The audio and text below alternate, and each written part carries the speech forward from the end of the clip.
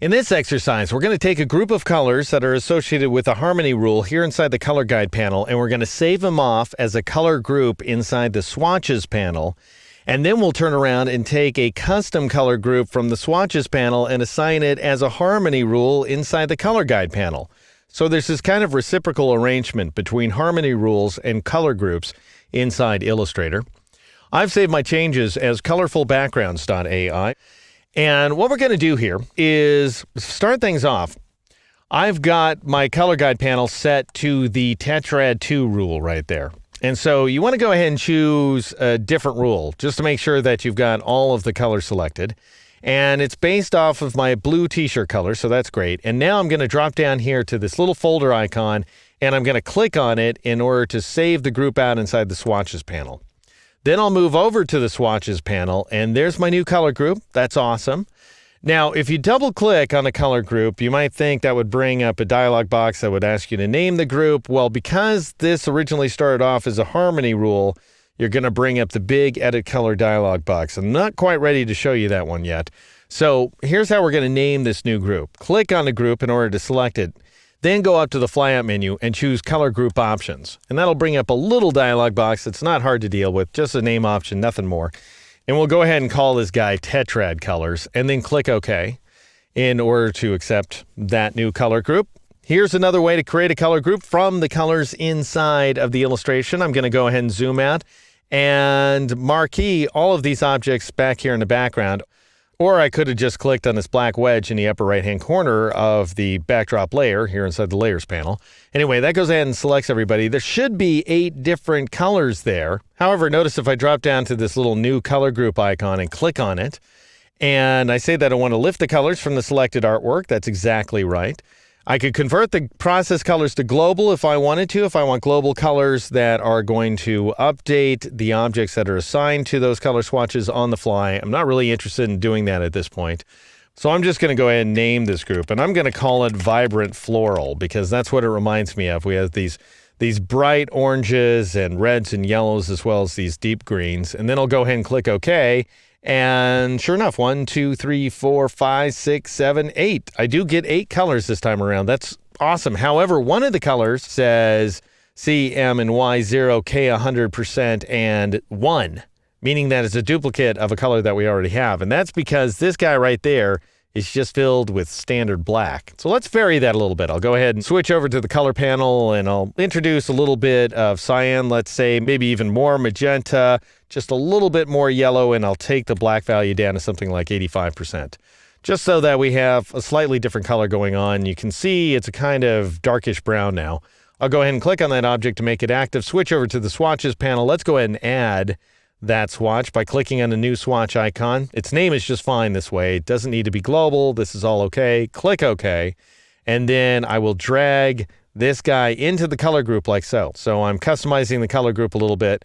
Then I'm going to click off of my object so I don't end up recoloring them. And I'm going to grab this final color swatch, which is a duplicate anyway, and I'm going to throw it in the trash.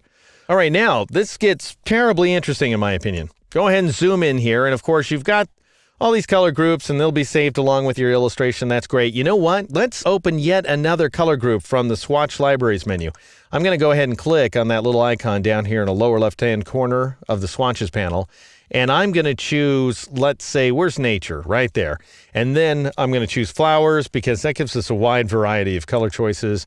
And I'm going to grab this guy, Birds of Paradise, and all you need to do is just go ahead and drag it into the swatches panel. That's one way to move a color group in there. Another way is to just click on a color group. If you just click on a folder, that adds it to the current swatches panel as well. And then all of these groups will be saved along with the current illustration. I'm going to close out of that panel.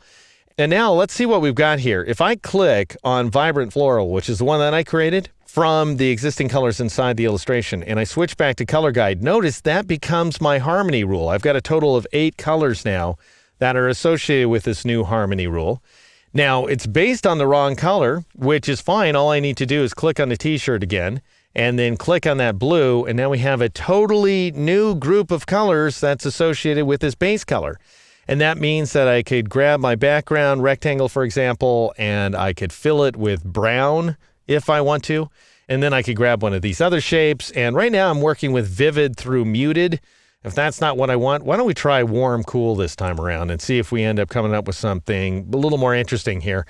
Although all these colors are pretty similar to each other, but I'll try, well, blue's not what I'm going to want. None of these are really going to work. This is a bad color scheme for me, frankly. Let's go ahead and switch to something else. Like, for example, we haven't seen pentagram yet. I'm going to go ahead and click on that one to make it active. And I'll grab this shade of orange right there. I think that looks nice. And then I'll click on the leaves and I'll make that, what the heck, let's make it green or even purple. Actually might work out pretty nicely. Maybe a dimmer purple. If I go ahead and switch here to vivid muted once again, and I try out a slightly more muted purple, that might work out. Obviously, I'm just freeforming here. If I go to tints and shades and try out a darker shade of the purple, that might work out nicely too. And I could try out a different blend mode, and we'll be seeing blend modes in a lot more detail when we take a look at transparency in a future chapter. But I could try out something like the screen mode in order to brighten up those purples like that against their background to create a little bit of an interaction. Let's try something else though. Let's try one of the other color groups and see if they might provide us with a more fortuitous harmony rule here. I'll switch over to swatches and I'll grab Birds of Paradise. I'll just go ahead and click on it. Then switch back to the color guide panel. There it is. So now we've got the Bird of Paradise mix. And I'll click on the t-shirt to make it active. I'll click on that color swatch in order to build up the colors from that t-shirt. And then I could click on this background rectangle and let's go ahead and fill it with a deep purple. Actually, that looks very nice, I think. And then I might try something like that light green right there, except you know what? Why don't we try something like vivid to muted, and then we can go with a very vibrant green like that one. And I'll grab that sort of greenish leaf right there, and let's switch it out with the most vivid version of that orange.